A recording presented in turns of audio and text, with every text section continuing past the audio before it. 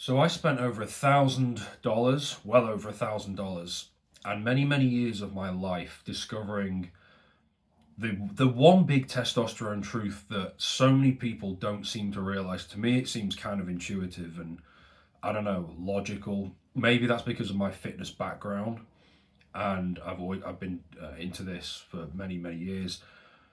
But there's a lot of skepticism, and there's a lot of bitterness and things like that surrounding testosterone specifically.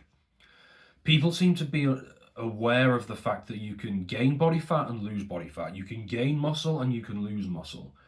But when it comes to testosterone levels, no, there's nothing you can do about that. That's purely genetics. That's if you're at 350 right now watching this, there is nothing you can do. It's purely up to the gods. There's literally nothing on this earth that could increase your testosterone levels.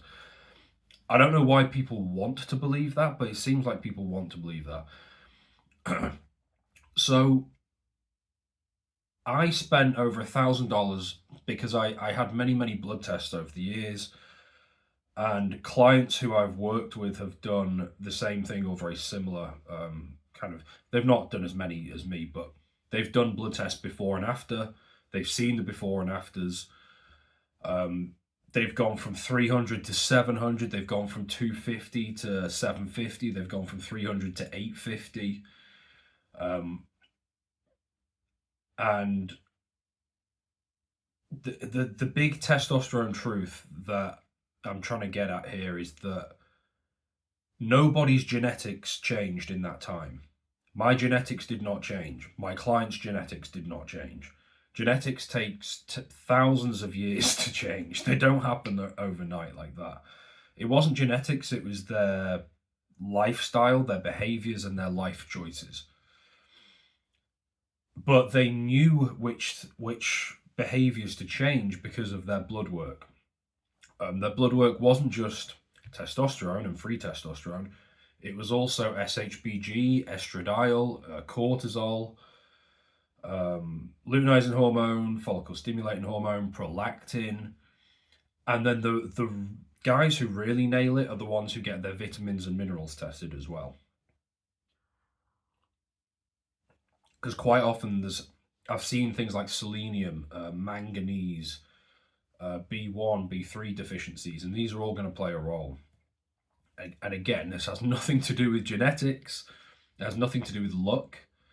And if you've got a couple of vitamins off, vitamin D3 being a super common one in the winter, that right there could explain why you've got low testosterone. It pains me to know that there's millions of guys out there around the world who are sat there right now with 400 tests, 300, 250, whose lives would be completely different if they got their testosterone higher.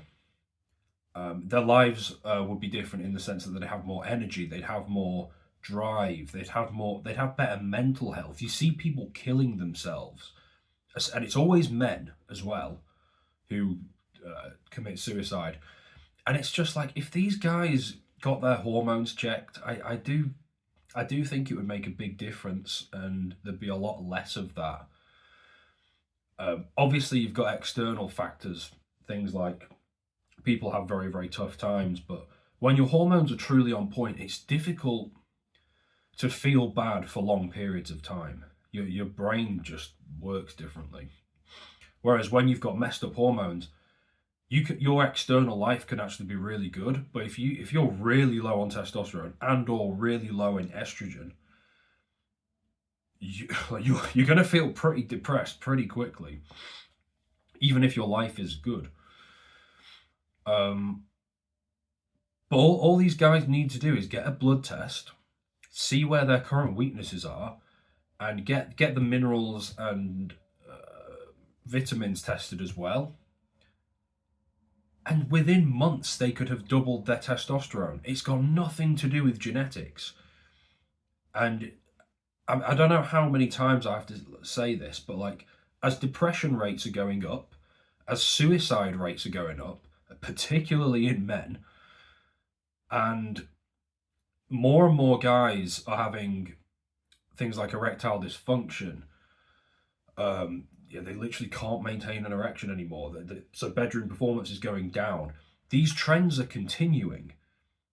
And genetics don't change that fast. Genetics just stay the same. It's not genetics that's doing this. It's guys' hormones getting more and more up over the years. And so I spent a lot of money figuring this stuff out. It was always kind of intuitive to me. I encourage you guys to spend a tenth, a fraction of what I spent, just so that you can kind of see your own roadmap of what's going on internally, and then you can actually get a realistic action plan together based on that, and that you have a chance of hitting 800 or 1,000 testosterone. You don't know what you're capable of, you know. I had a client call yesterday with a guy who's moving in the right direction, but he started off relatively low.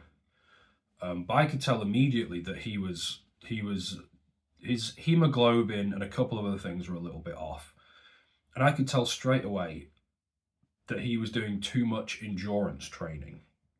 And I've hinted at this before. If you're trying to train for a marathon and you're doing that all the time, there's not that much lifting, you're not eating that many carbs, like you can tell on the blood work. So it's amazing what you can find out, and there's all sorts of things that can damage your testosterone.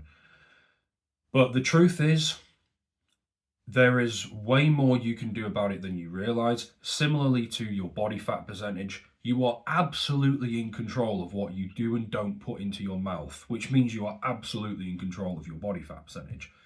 Similar kind of thing with testosterone. You are in control of your body. You are in control of your organ health. You're in control of your sexual organ health. It's up to you what you do with that information. Yeah, genetics plays into it, but genetics is not the bottom line. Genetics is not the reason that men around the world are declining sexually, declining mentally, and they're getting fatter and fatter.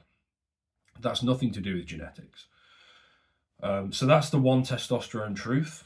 I talk more in detail about what you're actually capable of with testosterone naturally, in terms of, this is based on all the clients I've worked with over the past couple of years.